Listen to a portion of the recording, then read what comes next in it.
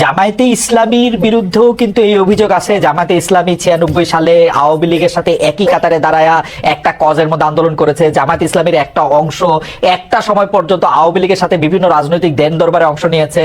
তার জায়গা থেকেও আপনি সেটাকে কিভাবে দেখেন সেটা একটু আমাদের বলবেন। আমরা একটু জনাব বাকি বিল্লাহকে শুনি। জনাব বাকি বিল্লাহ, আপনারা আওয়ামী লীগের কেউ বি টিম ছিলেন, সি টিম ছিলেন, এখন মানে সেই ব্যাপারটা আপনি প্রসঙ্গটা শুনেছেন? আচ্ছা জি আচ্ছা, হ্যাঁ, গালিবের আগের আলোচনা ধরে আমার কয়েকটা কথারই বলার আছে।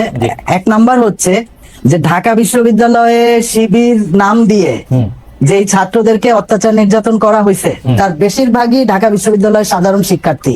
শিবির ছিল একটা ট্যাগ, যেই ট্যাগ দিয়ে যে কোনো শিক্ষার্থীকে যে ছাত্রলীগের বিরুদ্ধে মিনিমাম কোনো ভয়েস কোনো দেয়া বা তাদের হল কেন্দ্রিক তাদের যেই পলিটিক্স সেইটার কোনো ইন্টারেস্টের বাইরে যাওয়া বা তাদের ভাষায় বেয়াদবি করা, এইটা আমারও মনে হয়। যারা বাকি এটা আমারও মনে হয়, কিন্তু আমারও মনে হয়, কিন্তু আমি মাঝখানে একটু খালি এইটা দর্শকরা খুব একটু অস্থির হয়ে উঠতেছেন। আপনারা কি মনে করে যে ঢাকা বিশ্ববিদ্যালয়ে যে শিবিরকে রাজনীতি করতে দেওয়া হয় নাই সেইটা ঠিক করা হয়েছে বা সেইটার দাবি কি এখন আপনাদের? আচ্ছা, ওইটা একটু বলেন।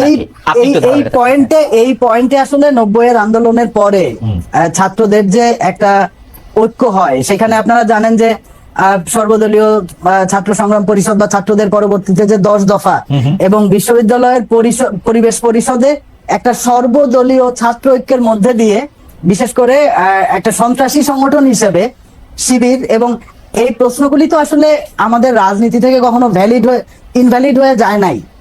একটা হচ্ছে যে মুক্তিযুদ্ধের ভূমিকার ব্যাপারে তাদের অবস্থান এবং জামাতের অবস্থান, তারা কি মুক্তিযুদ্ধের ভূমিকার জন্য বাংলাদেশের জনগণের কাছে কয়েকদিন আগেও দেখেন খালিদ ভাই শিবিরের পত্রিকায় আসছে যে বাংলাদেশের মুসলমানকে ভুল বুঝায় শিবিরের পত্রিকা সেটা উদ্যোগ করছে, সেটা শিবিরের পত্রিকা উদ্যোগ করছে। বাকি আপনিও এটা নিয়ে লেখালেখি করছেন, আমিও এটা নিয়ে বলাবলি করছি, এটা উদ্যোগ করছে। এরপর যেটা আপনি ধরেন যে গতকালকে যেই ঘটনাটা, আমরা কিন্তু ছাত্র দলের সন্ত্রাস কুয়েটের যে সন্ত্রাস সেটার মধ্যে সাথে সাথে কন্ডেম করছি যে ছাত্রদল এই যে রামদা নিয়ে এবং এই যে সহিংস ঘটনাটা ঘটালো, কিন্তু সেইখানকার কনটেক্সটে বিশেষ করে বৈষম্য বিরোধী ছাত্র আন্দোলন এবং শিবিরের একটা গুপ্ত অংশের নাম যে এসেছে এবং তাদের যে একটা উস্কানি ছিল, সেই আলোচনা কিন্তু আমরা প্রথমে করি নাই। আমরা ছাত্র দলকেই বিএনপিকেই দায় দিচ্ছি যে কুয়েটের সহিংসতার দায় তাদেরকে নিতে হবে। এবং এমসি কলেজে দেখেন যে একজন বিরোধী ছাত্র তার পায়ের রক কাটার চেষ্টা হয়েছে বলে অভিযোগ আসতেছে। এখন যেটা হয়েছে যে আমরা 5 আগস্টের পরে একটা নতুন কনটেক্সটে আছি।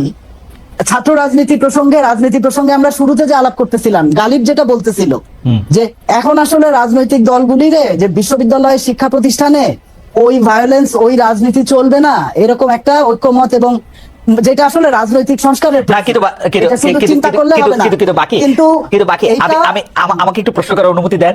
সেইটা হচ্ছে যে আপনি এইটা স্পষ্ট বুঝতেছেন, আমি কিছুটা একমত হইলাম যে সাধারণ শিক্ষার্থীদেরও অনেককে আসলে এই অত্যাচারের শিকার হতে হয়েছে আওয়ামী লীগের আমলে, এবং তারা কেউ হয়তো সাধারণ শিক্ষার্থী ছিল, কেউ হয়তো জাস্ট আওয়ামী লীগের রাজনীতির বিরোধিতা করেছে, তাদেরকে শিবিরে ট্যাগ দেওয়া হয়েছে, তাদেরকে এটা করা হয়েছে, এটা আমি মনে করি। কিন্তু এখন মানে শেষ মেশে যে ফেসবুকে এমসি কলেজের শিক্ষার্থীকে পেটালো ছাত্র শিবির কোট আনকোট করে পত্রপত্রিকায় যে নিউজ করা হচ্ছে, আপনি কিভাবে এতটা শিওর হইলেন যে এটা আসলে শিবিরকে ট্যাগ করা হচ্ছে না? বিকজ এতদিন পর্যন্ত বৈষম্য বিরোধী ছাত্ররা শিবিরের সঙ্গে ছিল বা পক্ষে ছিল বা শিবিরের কথা বলছে, যেই মুহূর্তে বৈষম্য বিরোধীরাও আসলে এগুলি বলতে শুরু করলো, তখন তো মিডিয়ার জন্য এটা ইজি যে কোনো কাউরে এই ছাত্র শিবিরে করছে বলাটা, নাকি? শোনেন, হয় কি যে রাজনীতির প্রথমেই আমার রাজনীতির যে জায়গা, যেমন কুয়েটের ঘটনা, আমি কি নিশ্চিত হয়েছি যে ওই লোকটা যে যুব দলের ছিল তার ছবি তো পত্রিকায় পরে আসছে, সোশ্যাল মিডিয়াতে পরে আসছে, কিন্তু আমরা তো ঘটনা এবং লোকাল ইনফরমেশনের সূত্র দিয়ে শুরুতেই আমরা বুঝে ফেলছি যে এটা ছাত্রদল এবং বিএনপি যুবদল মিলে রামদা নিয়ে এই অ্যাটাকটা করছে। এবং এমসি কলেজের ঘটনায়ও পরিষ্কার, যাদের নাম আসছে তারা ছাত্র শিবির সংশ্লিষ্ট, এইটা মোটামুটি পরিষ্কার। আচ্ছা, এই জায়গায় আমি একটু মির্জা গালিবের কাছে যাই আপনার অনুমতি দিয়া। আর ডক্টর গালিব, আমি একটু রেসপন্স করি। আমি শুধু এটা একটু বলি, ছাত্রলীগের রাজনীতি অনুসরণ করলে, আমরা দর্শকদের উদ্দেশ্যে সেটা বলছিলাম, পরিণতি তাদের মতোই হবে। ছাত্রলীগের রাজনীতি অনুসরণ করলে পরিণতি তাদের মতোই হবে। ছাত্রদলের প্রতি সমন্বয়ক হাসনাত আব্দুল্লাহর এই হুঁশিয়ারি যৌক্তিক বলে মনে করেন কিনা দর্শকদের কাছে আমরা প্রশ্ন করেছিলাম। শতকরা 78% দর্শক মনে করছে যে হ্যাঁ এটা যৌক্তিক, এবং শতকরা 22% দর্শক মনে করছে যে এটা যৌক্তিক না। 44,000 দর্শক ভোট দিয়েছেন। জি, আপনি রেসপন্স করতে চাইছিলেন ডক্টর গালিব। জি, থ্যাংক ইউ। দেখেন, ট্যাগের রাজনীতিটা সত্য। ট্যাগের রাজনীতিটা কিভাবে হয়? প্রথমে যেটা হয় যে আপনি প্রথমে বলেন ঢাকা বিশ্ববিদ্যালয় শিবির রাজনীতি করতে পারবে না, তারপর যদি কেউ শিবির হিসাবে আইডেন্টিফাই হয় আপনি তার নির্যাতনের বৈধতা দিলেন। এই বৈধতা যখন সমাজে তৈরি হয় তখন একজন নিরপেক্ষ ছাত্রকে যখন আপনি অপ্রেস করতে চান রাজনৈতিক কারণে, তখন আপনি শিবির ট্যাগ দেয়া তাকে আপনি অপ্রেস করতে পারেন। এই ট্যাগের রাজনীতি আগে ছাত্রলীগ করছে, আওয়ামী লীগ করছে, বাকি বিল্লাহ ভাইরা এটাতে সম্মতি দিচ্ছেন। ওনারা যদি এখনো এটাতে সম্মতি দিয়ে যান তো একদিন এটা হবে যে ওনাকেও শিবির ট্যাগ করে পিটাবে। আপনি যদি আরেকজনের ঘরে আগুন দিলে হাততালি দেন, একদিন আপনার ঘরে আগুন লাগবে। আমাদের যেটা উচিত এই ট্যাগের রাজনীতিটাকে আপনি কমপ্লিটলি বাদ দিয়ে দিবেন। দেখেন এটা হইতে পারে না। 2, আপনি ঢাকা বিশ্ববিদ্যালয় শিবিরের গণতান্ত্রিক রাজনীতির বিপক্ষে দাঁড়াইতেছেন 1971-এর প্রসঙ্গ তুইলা। এটা হয় ভাই, এখন 2025 সাল। আচ্ছা 2025 আর 71-এর জায়গাটা থেকে আমি একটু আসি। আমি কিন্তু দেখি যে শিবির ট্যাগ দেওয়া একটা ব্যাপার আছে, আরেকটা সাংঘাতিক রকম ট্যাগ দেওয়ার ব্যাপার আছে বাম বা নাস্তিক, ইসলাম বিদ্বেষী, ইসলাম ধর্মের অনুসারী না। এই যে এই ট্যাগটা দিয়ে আপনিও এটা খুব ভালো করে জানেন কারণ সোশ্যাল মিডিয়াতে জানেন, তো এই ট্যাগটার জন্মদাতা আতুর ঘর তো অনেকে বলে থাকেন যে বড় রাজনৈতিক দল হিসাবে এটা আপনাদের, এইটা নিয়েও আপনি একটু বললেন। না ঠিক আছে খালেদ, ভেরি ফেয়ার। বাংলাদেশে যেহেতু সংখ্যাগরিষ্ঠ মানুষ মুসলমান, কাজে আপনি যখন ধর্মীয় অনুভূতির প্রশ্ন আসে সেখানে আপনি মানে এটা খুব পাওয়ারফুলি প্লে করে সমাজে। তার ফলে যেটা হয় যে আপনি যে কাউকে যদি নাস্তিক অথবা ধর্মদ্রোহী হিসাবে ট্যাগ দিতে পারেন তাহলে সমাজে এটা বেটার প্লে কার্ড হয়।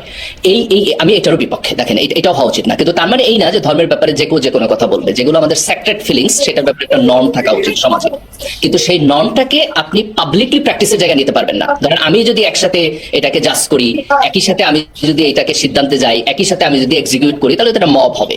এই মব যেরকম করে আপনার হচ্ছে এই মুক্তিযুদ্ধের পক্ষে বিপক্ষে হওয়া উচিত না, ধর্মের পক্ষে বিপক্ষে হওয়া উচিত না, আস্তিক নাস্তিকেরও পক্ষে বিপক্ষে হওয়া উচিত না। সমাজের নর্মগুলো একটা আইনি প্রক্রিয়ার মধ্য দিয়ে থাকতে হবে, একটা কনসেনসাসের মধ্য দিয়ে থাকতে হবে। আমাদের কোথাও এই মবগুলো প্লে করা উচিত না। দেখেন রাষ্ট্রের নাগরিক হিসাবে আমি যদি আপনাকে রেসপেক্ট না করতে পারি, আমি যদি বাকি বিলকে রেসপেক্ট না করতে পারি, এক টেবিলে বসতে না পারি, তাহলে আমরা কেমন করে একটা পলিটিক্যাল জনগোষ্ঠী হয়ে উঠবো ভাই? আপনি 2000, আচ্ছা আমি আপনাকে ফিরে নিয়ে যাই 2025 এবং 1971-এর প্রসঙ্গ আপনি বলতেছিলেন, কিন্তু 1971-এর প্রসঙ্গটাকে তো 2025 পর্যন্ত জামায়াত শিবিরই টাইনা নিয়ে আসলো।